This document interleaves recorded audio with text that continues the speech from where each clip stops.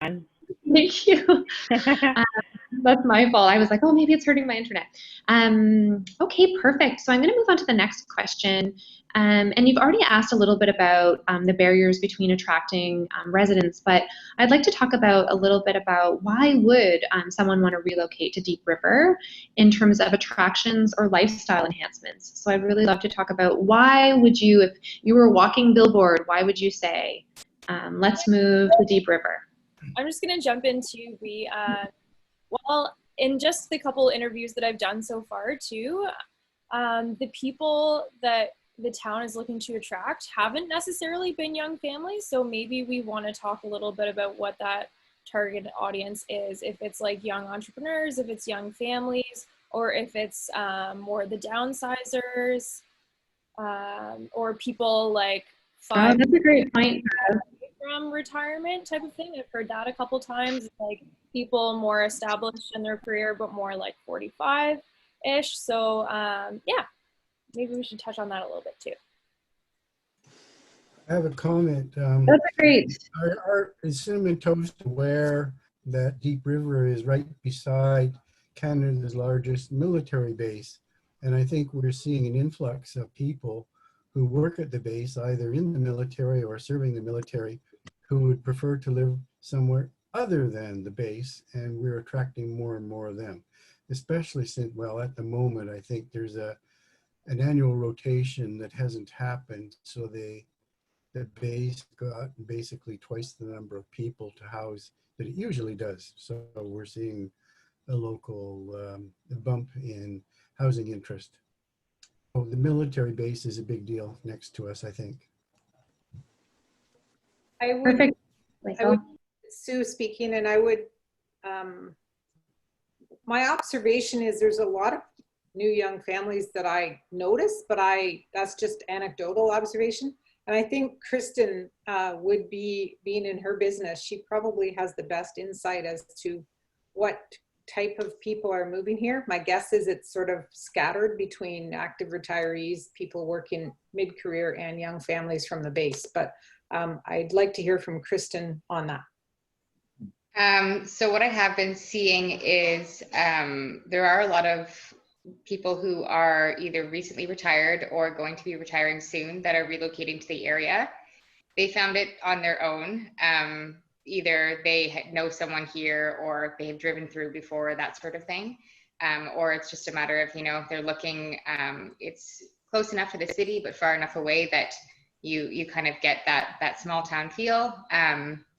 So those that demographic, I guess, retirees, they're sort of doing it on their own accord, where I do think to Bev's question about, who should we actually be targeting? A lot of younger families, the only reason they're coming here is if they have found employment here. And then we have to try to get them to stay once they are here, because a lot of them are coming from larger cities, not used to the smaller town feel with, we do have a ton of amenities to offer, but they may not realize that. So they're often choosing Petawawa or Pembroke. So we want to try to target those types of people who are being offered employment opportunities here, whether it's at CNL or on base. I think we do want to try to target those people.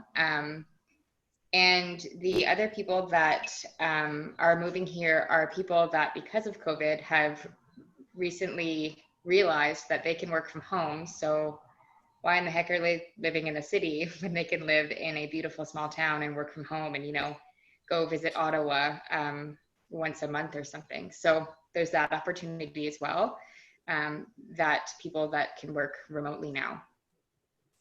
Not sure if that answers any questions. No, that's great. That's great, Kristen. I think that really helps too, because I think we have to talk about who we want to attract too.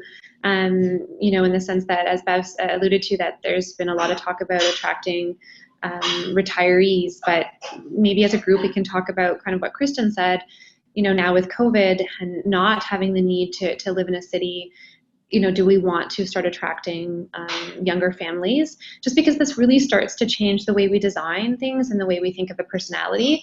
Certainly we want to be authentic to Deep River and make sure that it represents it, but it really does matter who the target audience is, because we need to make sure that we appease that target audience. I don't think that any of us ever wanted to just target retirees. I think we wanted the opposite, not just retirees. We kind of wanted that broad diversity. Yeah. I don't think I'm speaking for anybody inappropriately there, but we've had that discussion many times. Yeah. Perfect. We don't want to be Elliot Lake. No, my husband's in-law, my husband's from there originally, and they moved out. So a question for you in terms of then, so let's talk about those younger families and the people that potentially can work, don't have to commute anymore. Can we talk about why Deep River? Little bit about why would you relocate your family? What can you enjoy in Deep River? What makes it special?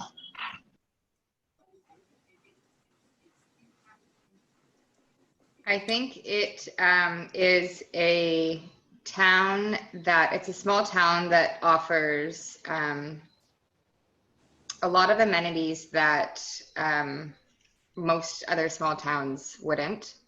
Not only beautiful beaches and scenery and all that kind of stuff, but we've got a hospital that's local, a fire department, a police department.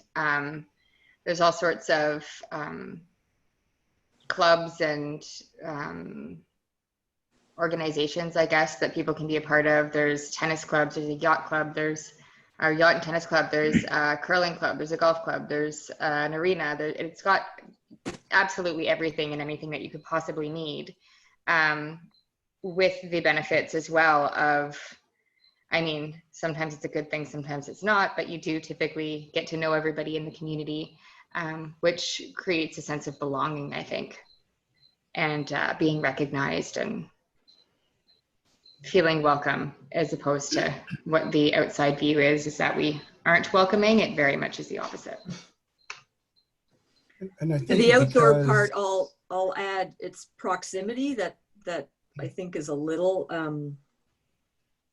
that's important here. I mean, a lot of places have outdoors, but it's the proximity we have to trails, whatever. And I'll add music and culture and arts as way beyond what you would typically find in a small town. And cultural diversity, I think, was already mentioned. I think that's unique.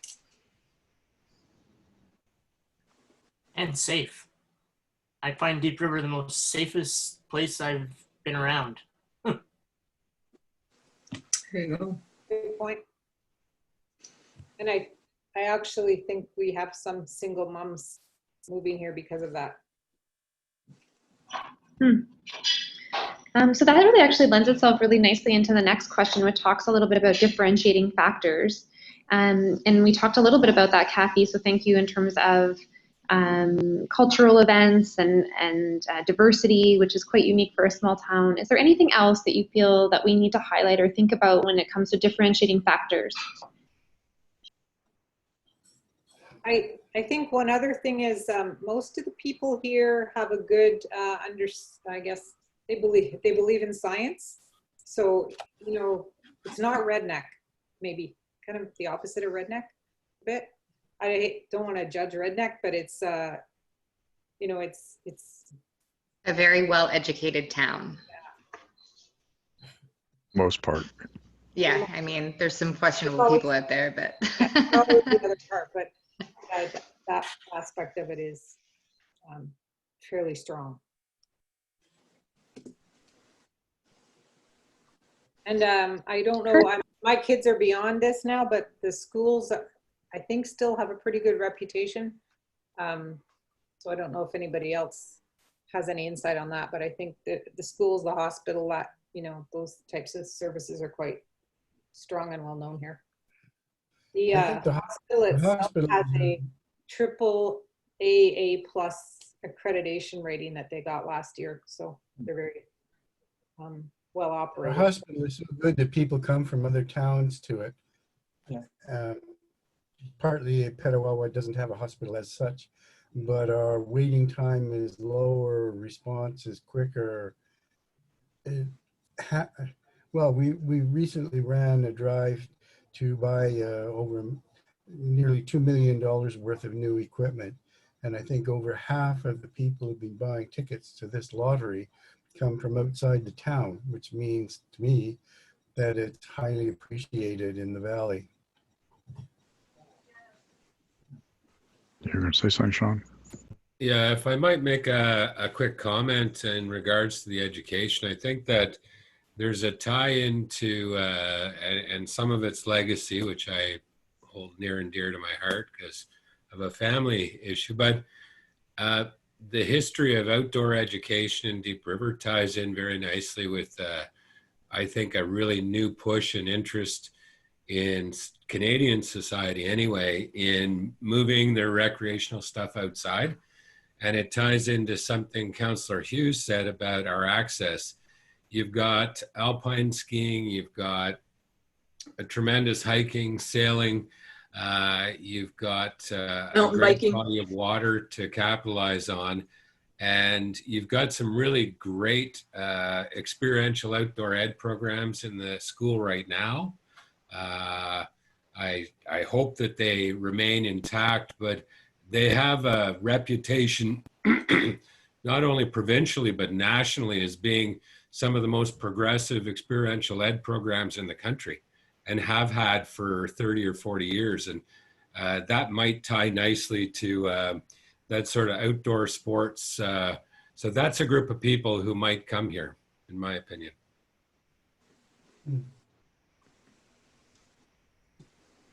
Yeah, I think That's to interesting. add to that as well is we also going kind of the other route,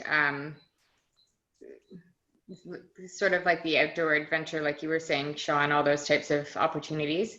But also there's tons of like snowmobile and ATV trails and all of those things are available as well. So I think it really caters, it's a town that caters to all kinds of kinds. I think what makes it, besides the volume of those opportunities, it's how close it is. Like, we're not very big, so you don't have to drive anywhere to pretty much go and do these things. You can kind of go out your door and get there almost, you know, so you often don't even need to drive because so many houses have trails. So that's. I do like, one of my favorite things I would say about living in Deep River is you go downtown and you can do go with groceries, go to the liquor store, the bank, all within walking distance and just a few steps away kind of thing. Whereas some neighboring communities like Petawawa, for example, their entire, it's all basically along this busy boulevard, and you have to drive from place to place to place. You have to get in your car. So if you do have young children, getting them in and out of car seats, that sort of thing is kind of a pain in the butt to go and run errands. But here it's all right available in one spot.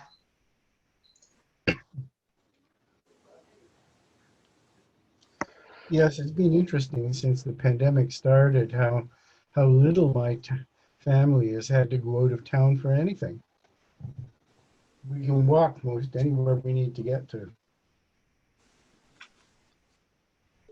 I think what was also, I've had a couple of people that I see downtown in wheelchairs, and I've engaged them in conversation, and they've told me that one in particular moved here because he really liked our downtown and the fact that he could get around. So even for people who are compromised mobility, they generally seem to like it here for that reason, that everything is kind of compact.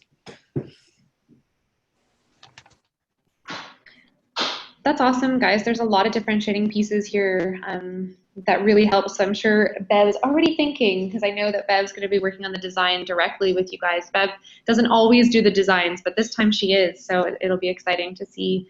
I love the concept of being progressive as well. I think that's a real differentiating factor I'm hearing.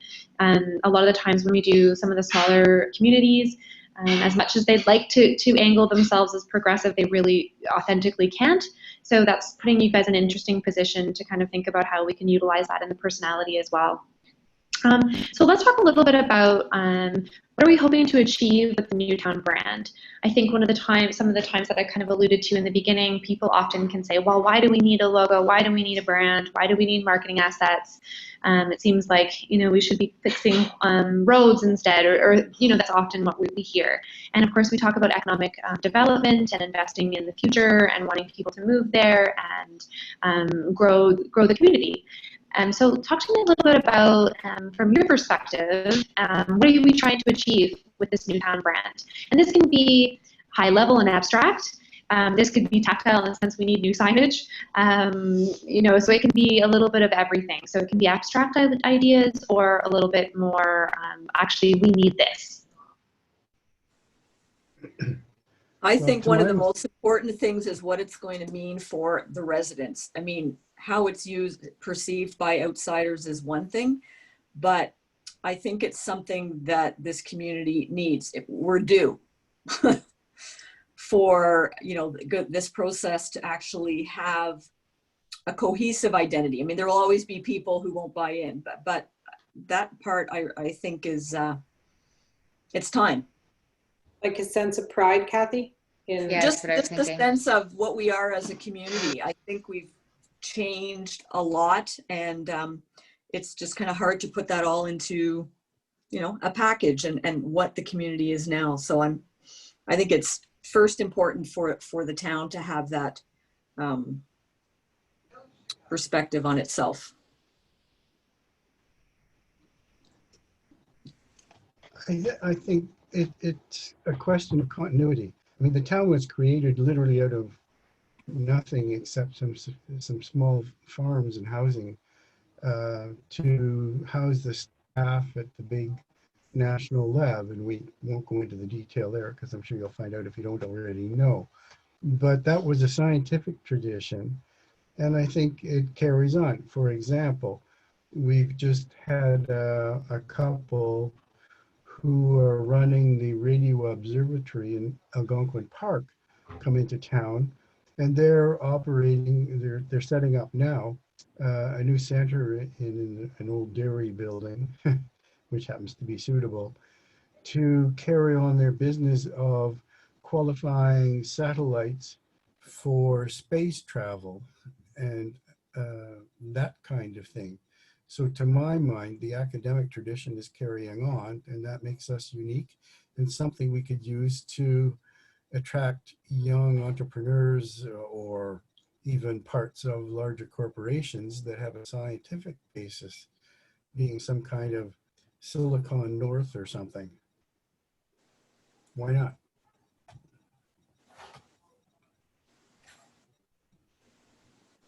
I think from my side, what Kathy just said is pretty important. The town, as Michael said, was created around a particular lab, and therefore its identity was centered around that lab. Now, in the last few years, the concept of AECL has changed, and the lab itself has changed in terms of its purpose and the way it interacts with the community. And therefore, I think there has been this kind of loss of identity within Deep River. And this exercise is helping to redefine who we are as a town. Who are the people that stay here? What do we believe in? And how do we become a community again that is not necessarily just centered around one particular company or idea? Yeah. Anything else there? I love your word, Kathy, of we need a package. And I like that in the sense that how do we build brand ambassadorship on the inside and therefore it kind of spreads really naturally to the outside. So I like that concept that you don't really have anything to hang your hat on right now. And I like that wording. It's a package. I think that's a great way of thinking about it. Well, and what I think is fascinating is this is us talking, and the other part of what you're going to do is go and talk to some of our residents, and we might be surprised, especially when you're talking to new people who've moved here and why they chose here and how they see us. So that's the part that's really going to be fascinating. Yeah, one of our co-chairs there. You could ask him. Yeah. Him. Yeah. So why Jim is referring to that I have now been here just over 2 years. So I'm the person with the youngest residency. You're a newbie? You're a newbie? I'm still called a newbie, even though I've been here for over 2 years. Well, you better take the digital survey, Christian, because we're waiting on your opinion. So. Okay. Bronwyn, I think something that you referred to earlier, sorry, just the tactile side. We do need new signage. The signs that we have at the entry to the town and the highway are old and need to be reworked, replaced perhaps. Yeah, so that is definitely something that we're looking for. Thank you, Kristen. I was going to say that too. It's simple, but they need to be replaced. Yeah. And Sean and I have discussed, is it worse to take them down and leave it just white, or to leave these faded signs that say welcome to Deep River? And I'm not sure which is worse. But we definitely need new signage, and all our brand, like our identity through town, that it gives directional signage to the beaches and things, they're in the same kind of condition. And our website doesn't have a modern presence either. It's very old looking. So our clerk has been working on working the website, but we need sort of brand imaging for it, and we're waiting for that for the website. So she's been making sure it functions properly and fixing that, but we are looking for that visual imaging, and of course also for sort of social media advertising and things like that. Since we're talking about things that are worth improving, I'd say we used to have a brochure about the town. It had town map, different establishments in town for different purposes. It doesn't exist anymore. I went into town hall recently and I asked for a town map just to give to some people who were new to town to find their way around. And the staff were very helpful. They did the best they could. They gave me a photocopy, more or less on the spot, of the town layout, but I could understand it because I live here, but a newcomer couldn't. So if we're thinking of things like paper-based information about the town, or horror, I know that's old-fashioned, we really need to take a look at it. Great, thank you, Michael. No, there's a lot of people that still want that tactile piece. I mean, you're even speaking to designers that love to touch something, right? There is something about that, right? So, and I think too, like banners and even swag, we've seen a lot of communities. We just did Amherstburg about a year ago, and they do tons of swag. And we got a message recently from the people that we worked with there, and they said they see it everywhere. You know, in terms of their residents wearing it with pride. So there's so many opportunities if we do this right. And one of our evaluation methodologies is, would I want to wear this new logo? Would I want to wear this new slogan? Would I want to, be a brand ambassador? Would I want to be a walking advertisement, right? And I think there's a lot of beauty in people, those Muskoka, everybody knows the Muskoka hoodies, right? Everybody knows those. And I think there's something really beautiful about wanting to wear your brand. So that's another piece to think about. I think that sort of goes along the lines of what Sue was saying as well, is sort of creating a sense of pride within the community, something that people actually want to share and wear. Yeah. Agreed. We always measure success by what I actually want to wear this. East Coast lifestyle type stuff. If I could add something I think is useful. Something else I think, as well as being welcoming and diverse and all that good stuff, I would like to get over the message, if we can, that we have a sense of humor. So for example, Jay and others organized something called Geek Fest. And I know some people on the committee, and I won't name names, don't think a great deal about it, I don't think. But to my mind, that was genius, because I think we do have a reputation as academics and all the nuclear guys and that sort of thing, of being academics and maybe a bit out of touch. But the point is, you can make that into a positive if you say, yes, I recognize the image, but we're real people and we have a sense of humor too. So somehow work into this a sense of humor about who we are, because I think that's very saleable, and something like, I don't know, putting Deep River Geek Fest on sweatshirts could sell a bomb and make us very approachable. Perfect. That's great, Michael, too. I think some of the best slogans out there are pretty crazy. If we think about Keep Austin Weird, or what stays in Vegas, or what happens in Vegas stays in Vegas. Some of the best town slogans or city slogans are the ones that provide a little bit more than discover the future or opportunity lives here. Those are so boring. So it's interesting that potentially there's a way to be progressive in our messaging as well. If I might interject briefly, Bronwyn, I know some folks sold some hoodies and t-shirts during Summerfest, and what they had on them was KOJ1PO, our postal code, and they sold them out instantly. I know it's a little bit of a bizarre way to go, but it's just an example. Giant Tiger had some too that were just I Heart Deep River, and they were around everywhere around town. People, yeah, and it was just so simple. All it was just I Heart Deep River, nothing else on it. Yeah, like I think we see a lot in Hamilton, because we have Ottawa and Hamilton offices, and there's one that you can do anything in Hamilton. And I see them everywhere, like Hamilton is home, they're everywhere. And there's a whole store, like the tourism marketing team just sells them, and they're everywhere, everywhere, everywhere. So there's a lot of fun that can be done. It's a really great way to kind of, I don't know, elongate your brand, because it really, I don't know, you can see it everywhere then. So I think there's a lot of potential there too. So we'll make sure that when we present the local concepts, we'll mock them up on some swag. So, because that's always fun. In terms of next questions, and then we're going to move into a little bit more of an activity. But let's talk a little bit about, actually, no, there's one more here. Feelings and emotions we want the audience to associate with their brand. So I've heard words like progressive, potentially some room for innovative or cheeky.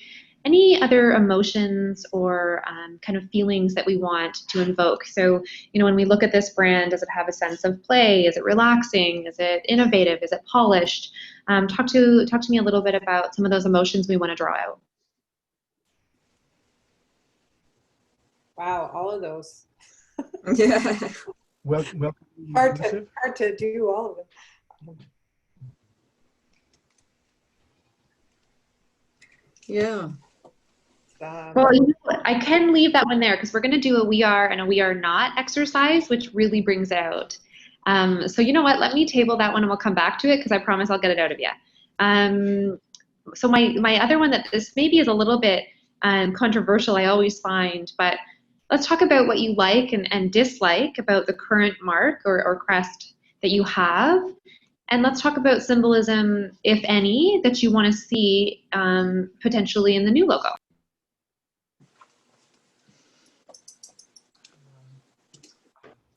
I don't think the current logo, I guess, really means anything to anybody who's not from here. It doesn't really, it's kind of has, like we all know what the symbols and everything are in it because we're from here, or but I don't think anybody from outside here wouldn't evoke any sort of feeling or emotion to them. I don't think it means much. I just pulled it up. The old one's just a crest. Is it? Yeah. And in terms of new, as long as it is not only an outdoor image, that's what I don't want. It can be in there, but not only that, because we're so much more than that. I pulled it up on our agenda. It's right at the top there. Yeah. And I've never seen a beaver around here. We've got the atomic symbol there, so that tightly draws us to ACL. Do we still want to have that? Obviously got the river between the two, and then there's something scratching on the side, on the other side, kitty corner to the atomic symbol. Is that military stuff, or No, I think that's this tree that used to be at Centennial Rock. Oh, okay. That's no longer there. They're gone. Okay. Yeah, that's meaningless. It's a What, but Jim, it's really a crest on. Since you've got the image up, Jim, what is it that's below the beaver? So there's a crest. Going across the crest diagonally is what looks like a river. Top right side is the atomic model, electrons, neutrons, nucleus. And on the other side of the crest, lower left, is chicken scratchings, which I guess is a tree. I don't know. I can't make it out to be anything. I thought maybe it was a Galaxy aircraft in the military, the bottom one.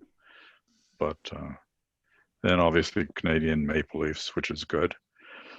Which I find interesting because this town is full of evergreens. And then the words Town of Deep River in a moniker along the bottom. So it's very dated. Yeah, I just wish I could see it. A friend of mine said, "Oh, you mean that's the crest that's got a beaver crapping on something?" And I forget what the something. And maybe that's the chicken scratchings in the lower left. I don't know. Because it's the beaver. So Yeah, unfortunate coincidence, maybe. Like we've had, it would be more appropriate to have a bear than a beaver because bears are crawling all over the place here. In my backyard, yeah. Mooses, mises. I think one of sorry, Bronwyn, I think one of the things about our crest is that I've only ever seen it on official documentation, like our agenda. And it is on the side of a building in town, but that picture is a little bit old, faded, and kind of out of the way. It's not really in a place that is highly visible. It's kind of almost an alleyway. It's on the vehicles. It's on the town vehicles. Yeah, yeah. We don't really have a logo. We have an old style crest, which most places have a crest, but they also have a logo, I think. No, you're absolutely right, I guess Suzanne. the one thing I would wonder about is when we were looking at various expressions of interest, shall I say, I noticed there were a lot of towns that have ended up with an icon that's got flowing waves indicating Exactly. That seems That's to what I be don't a very want. common thing. Yep.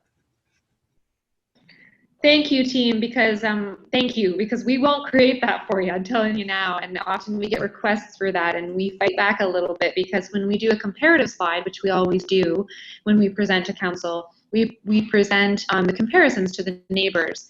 And when we did like Bays, we're doing one in Severn, they all are a nice wave with a pretty tree and a sun, and they're all green and blue and yellow.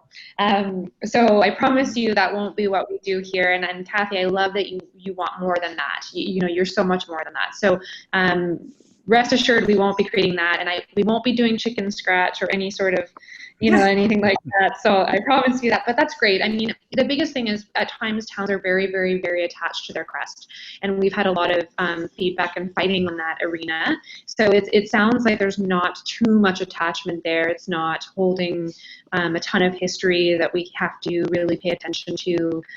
Is that fair to say? I mean, certainly when we put it up to the public, we might hear differently, but is it fair to say that there doesn't seem to be a huge attachment to the crest? We'll find out. I don't think so. I will say though, to counter Kathy, I'm a water person, and we're on the Ottawa River, and I find those logos appealing. So if we have a logo that has a wave with some trees and some other stuff, I'm good, but I wouldn't say I like Kathy does. No, that's great, Suzanne. We totally appreciate that in the sense that you can still tell that there's water or outdoor life or recreation without doing your typical kind of wave with your tree. So we'll make sure to think outside of the box to make sure that we do the outdoor justice, but we do it in an interesting way. Sounds good. Perfect. So in terms of, we didn't really talk about any symbolism. I think we have Bev, is there anything that you want me to touch on there in terms of symbolism, more ideas there, or are you feeling comfortable and confident with what was said there? Yeah, I'm feeling pretty good there, unless there is any more input. Like, it sounds like you're pretty open and definitely wanting to go, what you don't want, I guess, but has there been anything that you, I guess, have seen that you thought was really well done, or something that kind of leads us in any sort of direction? My hesitation there with trying to give examples of, you know, ooh, I like this, I like that, is that that will just end up being mimicked. I haven't really been looking at any other logos or options out there, just to try to keep things a little bit more objective, I guess. Okay. Yeah, sometimes it can be just like a general vibe, or like it doesn't even have to necessarily be a town logo. It could be an event, or I don't know, really open there, just something that you liked about it. It could be as simple as colors or vibrancy or style, but yeah, if nothing comes to mind immediately, that's definitely fine. We can kind of start with a very open slate. I think what resonates with me are vibrant colors and not too much white, like, so the colors stand out, and that the whole logo is modern and forward looking. Yeah. You know, it can have a nod to our past because that's where we came from, but we're trying to attract people. So, you know, we're not a pioneer village. We're like, you know, trying to attract people that are vibrant and appreciate diversity and want to enjoy life, get outside, participate in various cultural things. But it's very progressive kind of, and fun and open. Yeah, if I can add to what like Kathy and Sue have said, I moved up here in 2006 from the GTA area, joined ACL. My voice is okay? It's not too low? Yeah, okay, thanks. What I see in Deep River is a big city in small form. We've got in the last few years, we've gotten the racial diversity. Near enough all major groups are now firmly living here with viable sizes. Somebody said something about a mosque between North Bay and Ottawa. That's an indication of that. Kathy mentioned that the arts, and I've never seen such a place that's got such a wide diversity of, you know, musical arts, like the TSO, whatever it's called, the orchestra, performing arts. These guys put on plays all the time. Our drawings, our artists, they're just, and the photographers, they're just second to none. So you've got the arts covered. You've got the sports covered with all major sports. I can't think of anything off the top of my head that we don't have. Well, we don't have high LI, you know. I don't think anybody this side of the States has got that. But yeah, that's true. We haven't got anything. I wouldn't be surprised to see that start up pretty soon if more people come in. And the only things that I see we don't have are diversity of selection of things, you know, shops, and a theater, like a movie theater. Other than that, everything you can get in a big city, you can get here. And the housing is dirt cheap. And even though people complain about the taxes are a joke here. Coming up from Bowmanville, I thought it was a giggle when I paid my first tax bill. I paid my annual bill, which was less than my quarterly bill down there. Like, I got friends in the GTA that are paying over 10 grand a year for nothing, garbage collection. So, you know, our taxes are good, our housing prices are good, our infrastructure is improving. We're just a big city in a small form. At least that's how I see it. And the air's clear. The air's clear. I love the air. The air's beautiful. There's something I'd like to mention that I think Cinnamon Toast should be aware of, and maybe I hope others will have comments on this too. And that is, Deep River was parachuting in during World War II into this area. And I'm pretty sure there was some resentment of the people who already lived here. about all these hotshots, scientific types coming in doing something mysterious and very well off, well paid, and all the rest of it, and kind of taking over the joint. In fact, a lot of property was expropriated. And I think to some extent, there's still a difference in opinion between the people in Deep River about how wonderful the town is versus the people in all the surrounding towns who may not be quite so enamored of the place.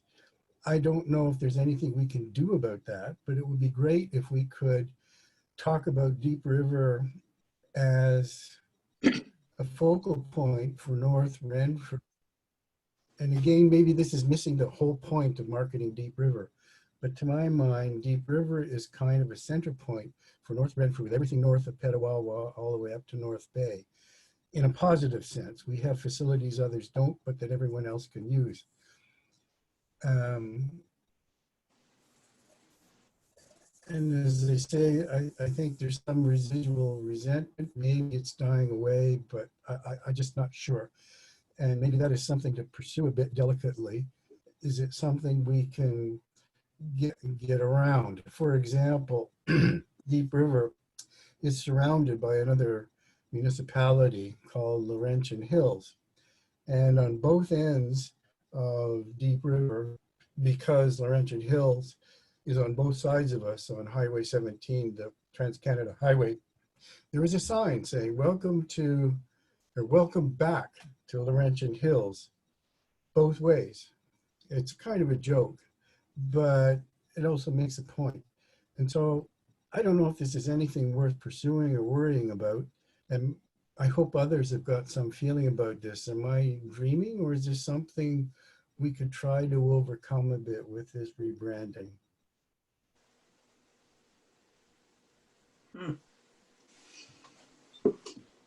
I think if we can, absolutely, you're right. There is historical resentment. I mean, people were expropriated because of the town, and there are still people whose families were expropriated that still live in the area. So if we can move in that direction, I think that would be a huge step forward. I mean, it's something that just takes time, and this might help. I think that's a good point.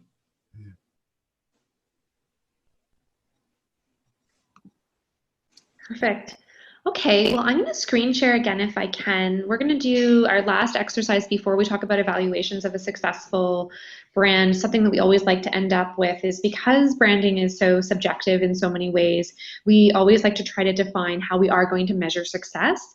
So that's what we're going to do just after this exercise. So I'm going to share my screen, and it's really just meant to be, throwing out ideas and words really at this. So can everybody see Michael? Because that's where it's on my screen right now. I'm just going to move to here. Perfect. So we're going to do a we are versus a we are not exercise. This is one that we really love to do. It kind of makes things like values and emotions kind of come forward in a more tactile way. So I'm going to give you an example. This is one that we actually did for so here are some examples of what they are, and they don't have to be great words, so don't worry, we'll fine tune those. And then here are some words that they are not. So as an example, a lot of people think that Hamilton has the potential to be dirty, so of course they don't want to be seen as dirty, they want to be seen as gritty.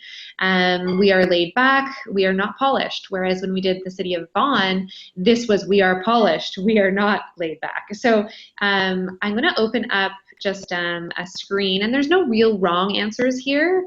It's just really kind of getting a sense of things that you are and we are not. So if people just want to throw out ideas, as I said, there's nothing wrong here. It's just kind of a brainstorm of things that we want to celebrate and things that we don't want to celebrate or we're not good at.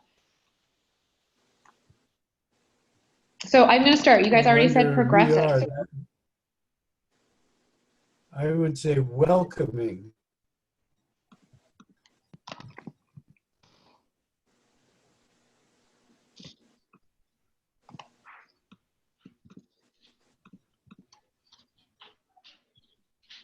What about diverse? Diverse, inclusive. Mm-hmm. Fun.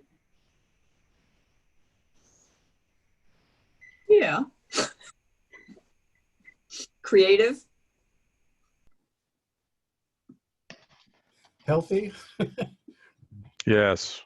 A Yeah. lot of people live in their 90s here. Active. Yeah, it's probably because they're active in the environment.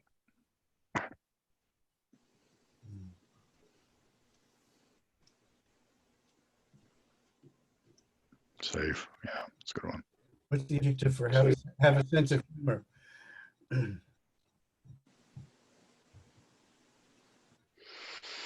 Sorry, say that one again. I'm not sure I heard that one.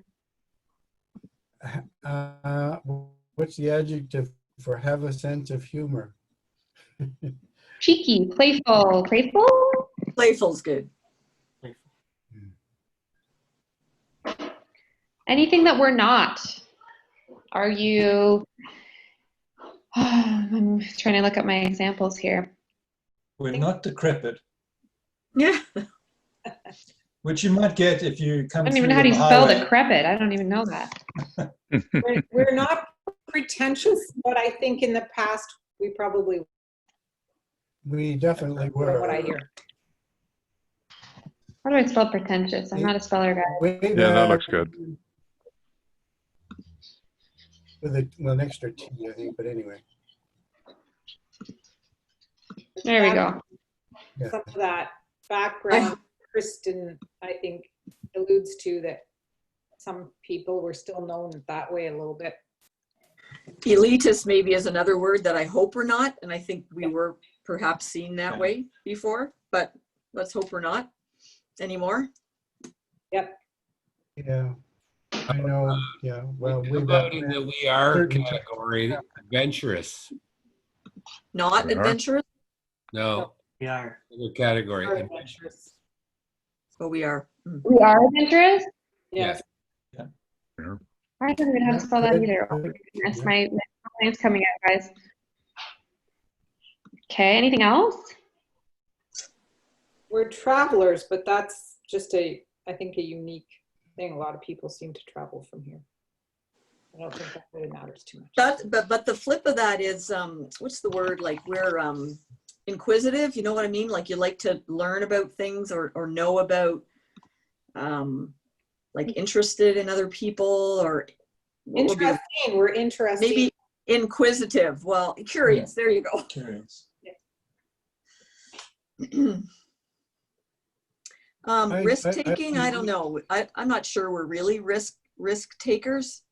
No, yeah. I would say no. No, we're not. Kathy, what do you mean by that? Well, I don't know. I mean, making big change I do.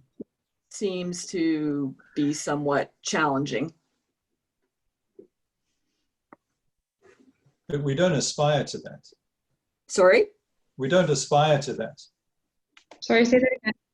To be risk takers? Yeah. No, maybe not. I mean, some people see that as a real positive. I'm not throwing it out as a positive. Well, I think that's what Christian is saying. I think he's saying that, yeah, we're not risk takers, but like maybe we should be. Maybe we shouldn't be putting it on the we are not list. Like, is that what you're getting at, Christian? Yes. Yes. We're not risk takers. We may want to. We may want to be. Okay. I think that comes from the nuclear history and the Yeah. Yeah. vibrant. Yeah, I like that. I think one of the biggest things too that a lot of people view us as, but we want to try to get away from is we're kind of a cheap town. Yeah. People aren't really willing to spend the money on local businesses and Yeah. that kind of stuff. So we're cheap, but we don't want to want- try to change that. We don't want to be Cheap River. Yep. Yeah. Exactly. Known as Cheap River now. Okay. We are frugal. Is that good or bad? Well, frugal sort of indicates that you're cheap for a good reason, not just cause. Yeah, What? I think I right. missed that one. Sorry, guys, you guys are putting it on me. We are frugal. But we're not cheap. Yeah. Exactly. Like, people don't go traveling all around the world, and a lot of people in this town go traveling everywhere. You're not cheap if you travel to the degree that people go. But a lot of people also choose to go and do their grocery shopping in Pembroke because they can save $5. Right. Yep. But that's the perception anyway. After they I think we're interesting as people, as a population. Why is it we have Sounds so pretentious. many I don't know what needs to be educated. I think it's just interesting. We're very diverse, and that's different than educated. We're just like, Diverse is there. yeah, but interesting as a population. Like, can always probably have a good conversation.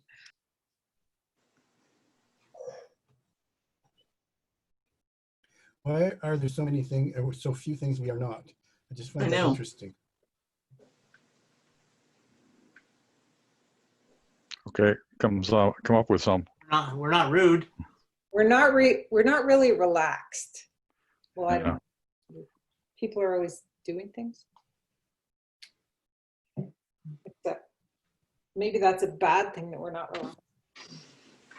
Like, kind of the opposite of active. Maybe a better word there is idle. We're not idle.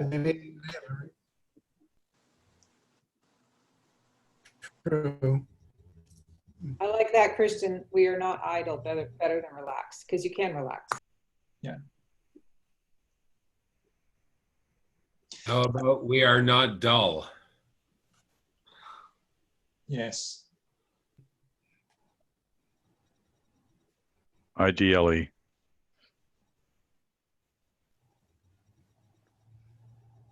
Eagle.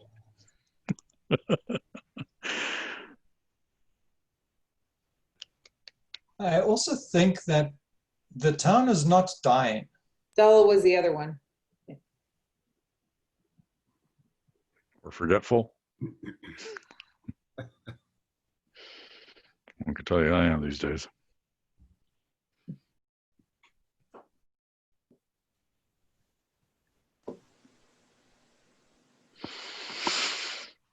I think those are some awesome ones, and sorry, my spelling is so terrible.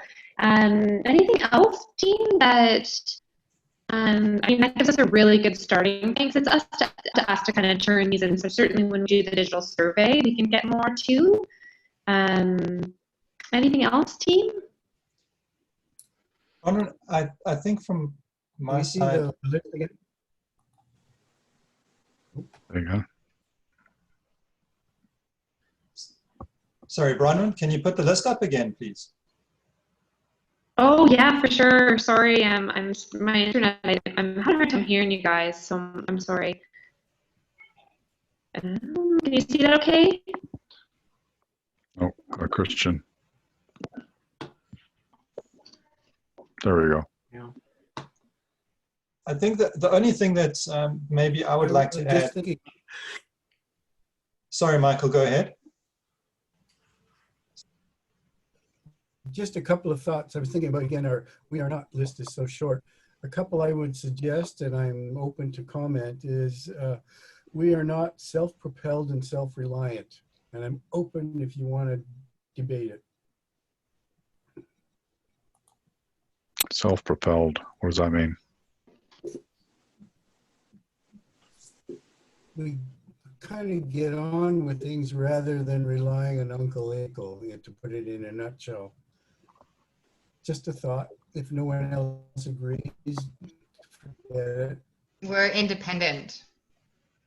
We are innovative. There, good one. Yeah, that's true. I would also like to add on the not side, something about the fact that our town is not dying like a lot of small towns in Ontario are. We are, there is a sense of, this is a cusp of something, but we're not yet on a downward spiral. We're actually still growing, active, and able to look after ourselves for the next few years. We have a future. Okay, but I don't like to put the word dying even on the list anywhere. Yeah. Just like maybe we are not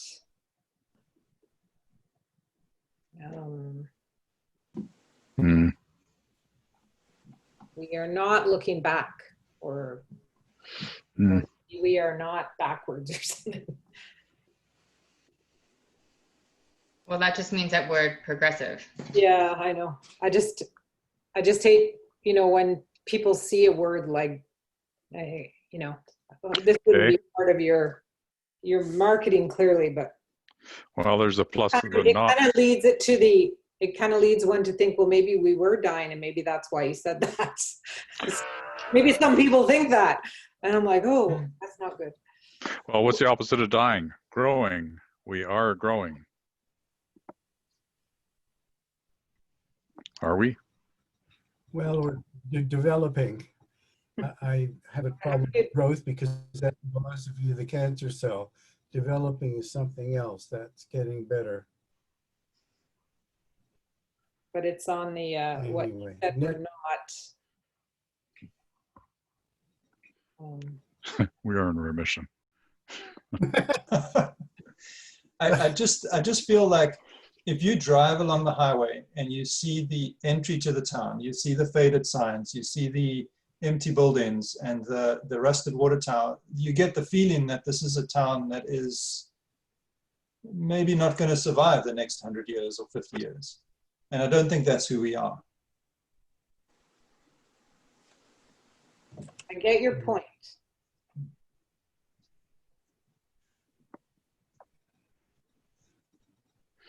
And we can roll with this too. When we look back at the video, you guys have set a bunch of ideas and words that we can also kind of play with. So leave it with us, because I think we have some really good things here. So I think the last piece of the puzzle, and again, I'm sorry, I am having a hard time hearing you, so I'm sorry if I missed any words. So if I did, throw them in the chat, and I'm sorry if I did.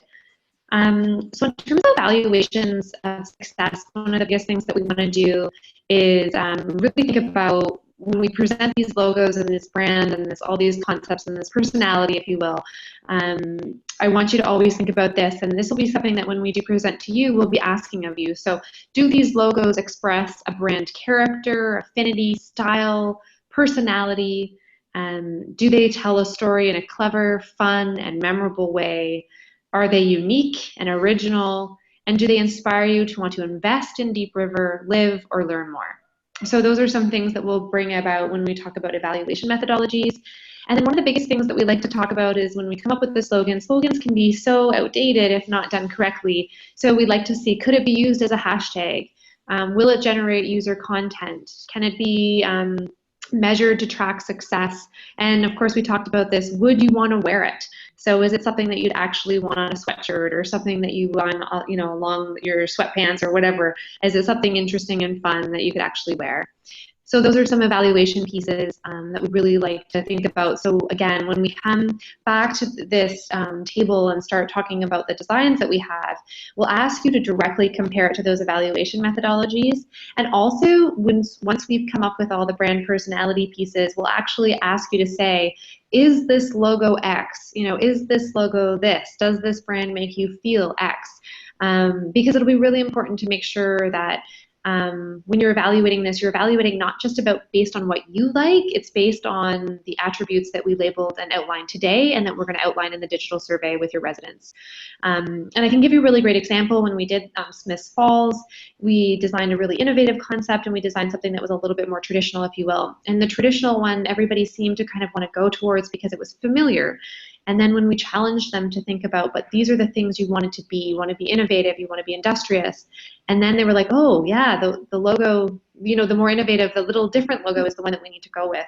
So it was a good reminder to always kind of come back to the values and the attributes that we've labeled today. So that's something that we'll be able to ask of you when we do present the brands. And it's really great because you've been a part of this process. So then we can come back and say, hey, did we do all of this? Did we hear all of this? And then I always like to kind of end with one of these big pieces, and then we often see, unfortunately, with community brands, and I think we're getting better at helping people come think outside of that box, but diluting the brand in an effort to please vocal locals at the expense of target customers is the best path to a spectacularly bland brand. So I think that we have a pretty progressive group here, which I think all of us, I think I'm hearing that all of you understand what a progressive brand is. So it'll be really interesting to turn to see what we get in the digital results and from the residents, and how we can kind of make them feel heard, but also create something that's progressive and actually represents Deep River in an interesting way. So I think that mostly covers the first pieces. I'd be happy to talk about what comes next in terms of our next steps, if anybody has questions about that. And I'd be happy to talk about any questions that you might have for us and Bev. But that does conclude officially the Q&A session. And thank you for bearing with me, because I couldn't always hear you, and for animals and dogs and cats and grandparents and children in the background. So thank you. Is there any questions or anything that I've left out in terms of next steps or questions? Bronwyn, just as a lead into our next discussion, what are you expecting from us in the next, say, 4 weeks? That's a great question, Christian. So as of right now, nothing, which is good. We have to do a lot of our continued stakeholder engagement. So we have our phone conversations, our one-on-ones, which we're right in the midst of. And then we also have the digital survey going out. So the only other piece that I'd love from you, Christian, is we were talking a little bit about potentially coming up with a smaller group that would be able to give us sign off on things like the digital survey or the social media posts that we want to push out to encourage participation, whether or not we should put an ad in a newspaper or any of those little things. So ideally, we wouldn't have to come back to this larger group every time, just because I know you're all volunteers and that's time consuming. And also there's a lot of people. So Christian, I would love if we could come up with a smaller group that would be essentially our A team to get approvals from, so that we can continue to move forward. And then after that, we would love to present the concepts prior to going to council to make sure that you guys feel that we essentially will present the report of findings, and then the logo concepts that will match that. So the only thing I really need from you guys is to discuss if we can create a smaller group that would just be signing off on things. So because we have a digital survey, as you know, and we have the social media posts that are ready to go out. Can you just talk about the digital survey and what that is? I wasn't. Oh. Yeah, I'd love to, Kathy. So what we're doing is we always try to make sure that we reach as many people as we can. Normally, in times without COVID, we do public engagement sessions in person, and then we also do digital surveys. But given we can't do the public engagement sessions, we're going to be doing the digital survey, and we often do the digital saver too. And to be honest, it's the most fruitful. Most people don't show up to the public engagement sessions. So the digital survey is the best way to get people to participate. That said, if there are an older group that you're concerned about, we can offer the questions perhaps at town council or at oh my goodness, I'm forgetting the word that I'm thinking of. The municipal office, if you. Yeah. Thank you, town hall. Yes. But yeah, so the digital survey essentially it's about 10 minutes, not even 5 minutes long with someone's time, and then asks questions kind of like what we talked about today, but I'm going to say a little less abstract. So things like, check off all that apply in terms of personality, or talk to us about things that you're proud of within your community, talk about where you'd like to see your brand live. So things like that kind of gives us more ideas on who's taking the survey. So it also asks age group and if they live or if they're a prospective resident, and then it gives us some more data to go off of. And we really like that data so that we can come to the table with saying, hey, 80% of people felt the town was X, or 20% thought that this, so that we can make sure that we feel like we're creating a design that actually is measurable rather than just a pretty picture, if you will. So that survey, and we'd like to advertise it on your social media platforms, and we'd really like yourselves to be brand ambassadors, to share it on your networks as well, because as you said, sometimes small towns don't have great social or online presence, so we would really require just to make sure that we get as much as we can so people can really participate. And it's a really fast one, and it provides us a lot of data. So is it going out to all households? Is that how it's working? No, it'll just be sitting online. So it'll be up to people to make sure. Yeah, so that's why I was thinking maybe a newspaper ad, and we've seen that in the past, just to say, make sure if you want to hear your voice heard, log in to, and it'll be a link. And then of course we would love to post it on your website, and then on your social media platforms, and ideally anybody that's using it to say, hey, go, share it and make sure that you're utilizing, everybody can fill it out. Does that make sense? It'll kind of be done how like the chicken survey was done. So it doesn't matter how many people in each house do it, or teenagers can do it. Nope. And Yep. anyone who wants to do it can do it. Yep, and you just have to choose your age group, and if you live in Deep River, and then it's just to collect kind of a general broader consensus of how people are thinking. I guess it's just a question of whether we think there's some value in having some other method of accessing it for, I don't know how many people would not have computers, but I'm sure there's still some, or who would prefer to do it another way. I don't know what others think about that. Sean, just in terms of the backyard chicken survey, I know there you had both an online version as well as a version where people could go into the town hall and complete a paper-based one. Do you have a feel for what the breakdown of that was? Did most people fill in because I think we got a very good response rate on that. It was quite a few hundred responses. Certainly, we got slightly over 300 responses, I believe. And let's face it, it's a subject that some people would see and just decide, I'm not going to chime in on this. I think a couple things. One is we have a weekly page in the NRT, so we can promote it. Another thing I'll mention is that there will be other surveys that are going to happen. There's a bunch of concurrent plan development things underway right now, like the community improvement plan, and there may be some other interactions. So I'm thinking maybe we could come up with something around, get involved in your community banner and put something on the NRT to really kind of promote hey, fill out these surveys and approach it that way. We can certainly push on Facebook, and we could put that kind of banner and kind of ad in the NRT probably over a 2 or 3 week period to really try and drive it home. Maybe a couple posters up, that kind of thing, and push it every few days on Facebook or something along those lines. Wide open to Instagram, but it's hard to get the resources to go all over in all different social media directions, for sure. Bronwyn, Bev, just for your benefits, the NRT is our local newspaper. It is very well read, I think, and it's pretty active. So we've got a very good team behind that newspaper, and I think most people in town actually use it and read it. Yeah, it's published once a week. Yeah. And it's also online, so some people get it online. Sean, did you get many people that came to the town hall and filled in the chicken survey on paper? Do you know? I do know that we had very few. Having said that, and Bronwyn, maybe this would help you. I apologize. I meant to answer that question too. But what we did is we knew we wouldn't have a large uptake of that, so we just offered them a phone number that they could call in and do the survey over the phone if they wanted to. And it was, it didn't take an hour's worth of work and phone calls to do the whole survey, so it wouldn't be a substantial investment, I don't believe. Yeah, we actually,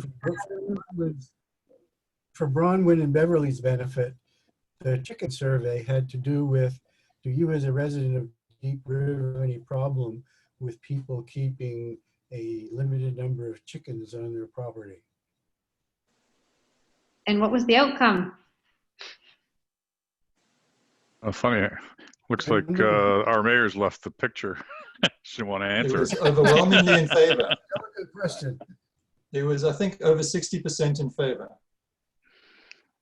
Okay. Oh. Yeah, Christian, we can certainly talk about other avenues. I like the newspaper both online and in print. I would strongly suggest that because that's an easy ad to do. The phone survey we did do, we weren't the provider, but they did do a phone survey recently for the Township of Severn for that very reason. So it is something that we can talk about as well. I mean, I think we should probably at least match those chicken surveys because I think most people this is a little bit, generally people find this a little interesting. That said, you never know. But it's up to you. We can certainly talk about other methodologies and channels if you'd like as well. Okay. One thing about the surveys online, like I set up a Deep River discussion group a few years back on Facebook, and a large percentage of the people in the group are not Deep River residents. They may have been here before, or they may have interest, or they may have family here, but they, if we put an announcement out saying, hey, survey at such and such a URL, are we going to make sure that we get people just from Deep River rather than somebody in Calgary or someplace? Yeah. Well, that's a great question, Jim. So we ask in that if they're a current resident, a past resident, a business owner, a visitor, like we do try to qualify that in terms of who's coming to the table. I mean, hopefully they don't lie, but we do have a section on there that they have to qualify. That's good. I think the next discussion will kind of give us a better idea of how we're going to let you know, Bronwyn, how to move forward on this. So I think what we'll do is, I know you mentioned that you might sign off at this point, but you're more than welcome to stay on. But thank you. Yeah, thank you very much for that session. I really enjoyed it and found it quite useful. Awesome. Well, thank you, Christian, and thank you everyone to bear with us in the time of technology, but I appreciate it. And if anybody has any questions, Christian, feel free to pass them on if they want to email you, and I'm happy to answer those questions, or if anybody wants to see any of those questions again, or if anybody has any we are's or we are nots, moments when you're trying to go to sleep tonight, send them off to Christian. But yeah, so I certainly look forward to, I know you're in really great hands with Bev. She's a beautiful designer. She's an award-winning designer, so she's going to create something beautiful for you. We can't wait to bring this to life, and it sounds like you're a very progressive, interesting town that we're going to make sure that we do justice to. Thank you. Good. Thanks. Thank you. Awesome. Thank you. Have a lovely evening, everyone. Thank You you. too. Bye now. Yeah. Take care. Bye. Okay. So the next point on our agenda, and I don't want to maybe spend too much time on this because it's already pretty late, is a discussion around how do we take this project forward in terms of the actual working on. So Bronwyn mentioned that she had sent through some material on the digital survey. That kind of thing is going to come up, and I think going forward we've got two real options. The one is that we have to balance. The full marketing task force, the purpose of the marketing task force was to provide the input, to answer these type of questions, to provide guidance to Cinnamon Toast, to the marketing consultants. And on the other hand, we also want to make sure that this project progresses pretty quickly and make sure that we get to where we want to go to without taking too long to review and approve every small step along the way.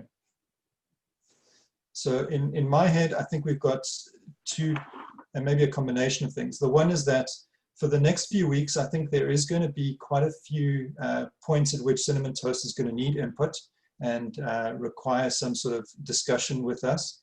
So perhaps what we can do is set up a series of meetings that are pre-scheduled, perhaps on a weekly basis, where the full group can get together to answer any questions or give any feedback to them. And in addition to that, perhaps have one or two people that are consolidating that feedback, providing it to Cinnamon Toast, working with them to answer any of their questions directly, maybe it's logistical or not. The other thing to consider is that we are the marketing task force of volunteers, and we do need to involve or bring in the town as well. Sean and his team need to be involved in this too. So if we've got, because that is the kind of context of this discussion, I'm very open to any concerns, first of all, or suggestions on how we move forward with this.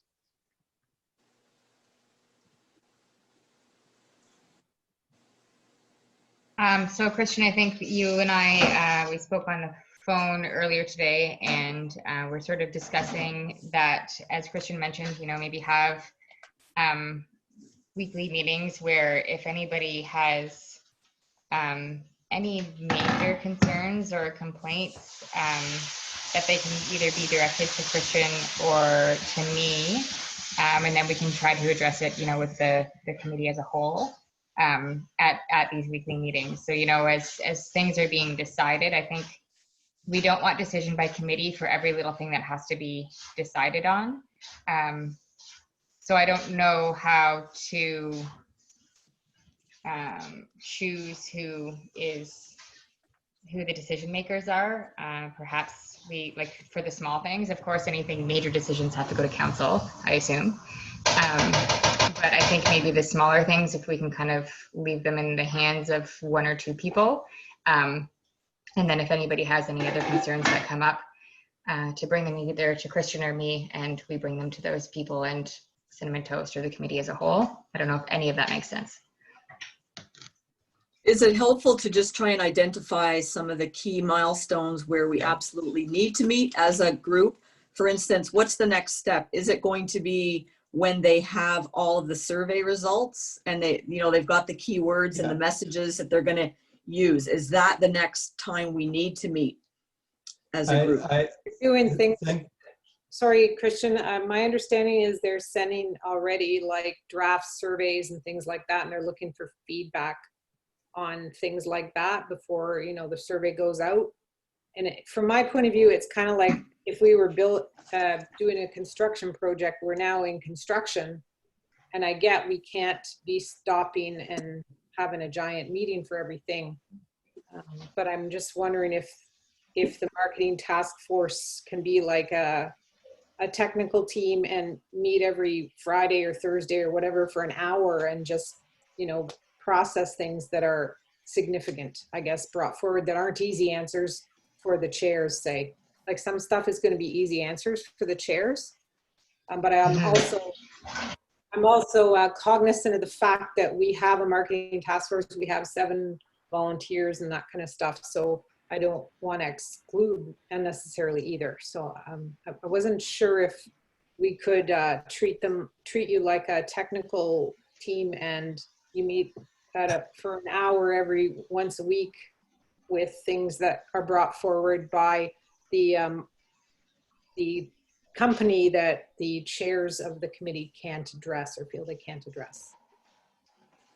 That makes sense to me. I think, Kathy, to go with your question, I think the next steps are kind of putting that survey together. And I don't know if that's something that every single person, you know, we hired these people to do a job. They know what they're doing. They know the questions to ask. I don't think we need to really dissect that entire survey on them. So I think it's a matter of saying someone going, yep, go ahead. And then like you say, the next sort of major milestone is the results of that survey. Right.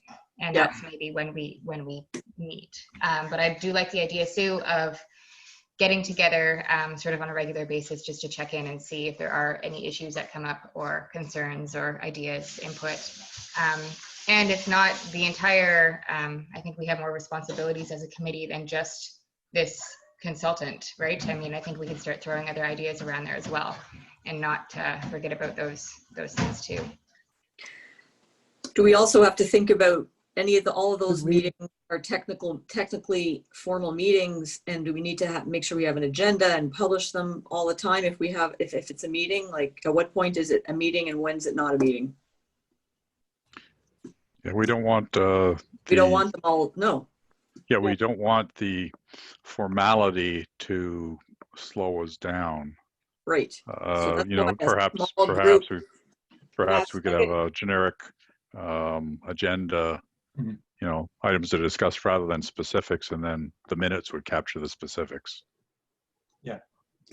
As well, if we have one or two single points of contact, Mr. Spock's, whatever, would it be helpful just to let the rest of us know when they're developed? So not that we're expected to decide or anything, but just to keep us aware of what's going on along the way.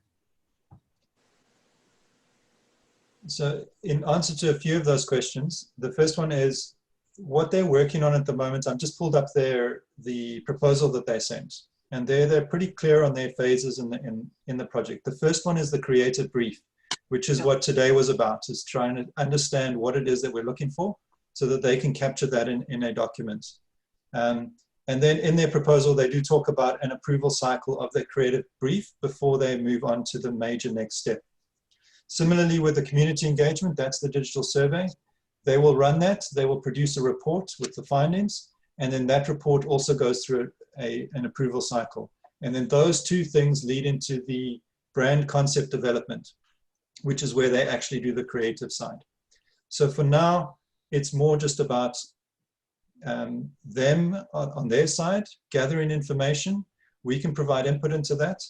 I agree with Kristen. I don't think that we need to dissect their work at this stage. They know what they're looking for. They know how to ask those questions, and in the context and in a way that they get the answers that they need. Yep.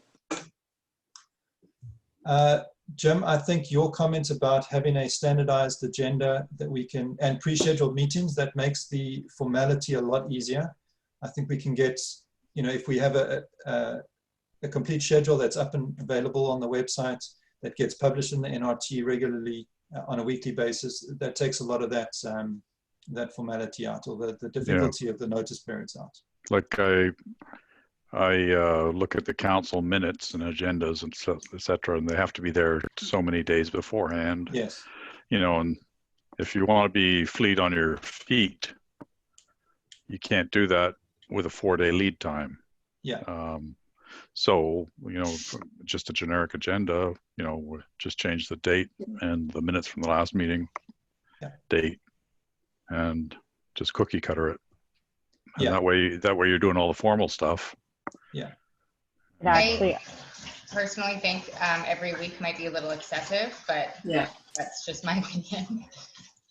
Yeah, I think every week would be excessive if we didn't have a very confined timeline. Like that would be the way I thought that would work, that people had to work to a very confined timeline. If you can't make that meeting, then that week you don't make it. You know, it's not a full meeting. It's sort of like a weekly project update almost. Yeah. I think that would be the case. It would be a very, very short agenda. It wouldn't be a 2-hour meeting like today's has been. Yeah. It would really just be, where are we on the project timeline? Is there any information that they need to move forward? And have they got any risks that they need, that they foresee? That's really what I see in those meetings. Yeah. Is there That's kind of what anything in, like, does every single meeting have to be recorded like this? Is there a way to go around, Sean, like just having an informal, like, kind of question, like we're just having a quick discussion? I think certainly that's a good question. So listening to your conversation, it sounds like it would be pretty convenient if, or more convenient, and not to discount transparency, but there's a lot of work that has to happen to get to decision points and draft plans, and that's where the transparency can happen. So I would suggest perhaps a way forward is two things. One is you can schedule your next meeting and make the decision on this at the next meeting, but I would defer to Miss Mellon. I don't know if she'll have the answer at her fingertips, but there is likely a way, whether it's identifying it as a technical team or a working group, where there's no longer a requirement for it being a public meeting, which certainly takes all the agenda commitments out of the way, notification, all of the rest of that goes away. and then you could have your chairs jointly call a meeting anytime there was a decision to be made, or you could schedule them or whatever works best for you. But if there was something that Cinnamon Toast had that they were looking for a quick decision on, you know, if you asked for a couple of days lead time, your chairs could arguably set up a fairly quick Zoom meeting that may not even be an hour. It might be a 15-minute discussion because it's pretty straightforward, or whatever. Something like that might work. If I could just add, Sean, I agree with you totally. It doesn't have to be a formal meeting where it has to be recorded and streamed. It's a behind the scenes working meeting. Yeah. And Jackie, I guess the question is from, so this would be not a committee of council, but an advisory committee. Is that how this is identified? So you're saying a subcommittee of the marketing task force? Well, whether or not there'd even be a requirement for that. So what I would suggest is, maybe you know the answer now, but if not, we could certainly get back to you and just investigate what the logistics are, whether you would need to actually identify as a working group, or whether, as the committee stands right now, you can have meetings that are not public. And I don't know I would like to do a bit of homework on that. Having said that, Jackie may know the answer. I guess that's my question, Jackie. So I'm going to say yes, you can go ahead and do that. I don't know if the committee wants to make a decision on who is going to be on that committee every week and how often, what it's going to look like, but yeah, I think you're well within your rights to just go ahead and schedule informal meetings. But when you want to have come back and do a formal meeting, schedule it, then do the agenda, the official agenda, make it public, and do your presentations there. So this is. I see these being the working meetings. We have as a town an equal obligation to provide Cinnamon Toast information and keep them moving as much as they have an obligation to meet our requirements, because you know they've given us a bid with certain timeline parameters, and we have to be able to respond and nimble, I guess is the right word. So we do need to look at some type of ability to do that. So I appreciate if we can find out what that subcommittee, working team, technical team can be called, and then come to the marketing task force and council for all formal go, no go decisions where those are required. Yeah. Thanks. Okay, so then Christian, were you going to we're going to pass some kind of a resolution on this subcommittee on who's going to be on the committee, or? Jackie, is it possible to have everybody on the committee, on the working group? That I'm going to check, because that to me is then you're getting into a quorum of the committee. Yeah. Maybe then it needs to be an official meeting. So I will get back to you on that one. Okay, so it sounds like I think both maybe between Sean and Jackie, if they can get back to us with a bit more information on that, and at our next meeting we can make some decisions around that instead of going back and forth. Yeah, agree. Here. Okay. And then there was one other thing I wanted to raise. This project is now going to become more public, for want of a better word. And part of our job, or the purpose of the marketing task force, is to provide a conduit for suggestions and feedback from the community at large into both this project and into council or into our work in general. So it's likely that we will get asked questions, or people will approach us to provide their views and their feedback. For now, I think that we're not going to formalize any of that. If there is something that you hear or are asked, and please raise it at our next meeting.